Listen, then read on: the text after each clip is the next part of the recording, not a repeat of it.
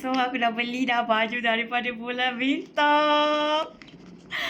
Aku beli yang ini Marisa ke Larissa, Marisa macam tu lah. Yang ni kebetulan ada saiz aku, saiz S. Aku dah try 3 design yang ada rich brown. Tapi yang ni juga yang aku sangkut. Ini juga yang aku berkenan. Cantik tak? Jom kita tengok pakai. Aku tak nak pakai lagi sebab nanti macam tak itulah, tak apa orang kata, tak special lah. Tapi cantik. Aku dah try dah saiz M. Saiz M pula, saiz S. Tapi colour lain aku ambil yang ni. Kebetulan dia punya promoter kata ada saiz S. Okay lah.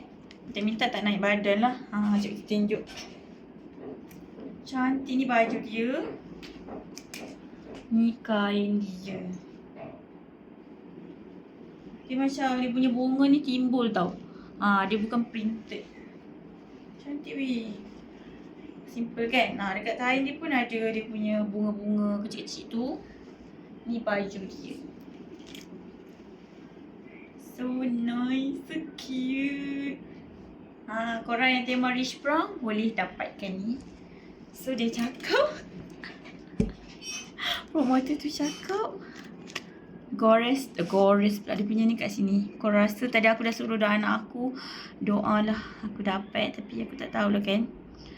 Aku so nervous. Aku nak ambil handphone lagi satu sebab dia kena scan kan. Jap.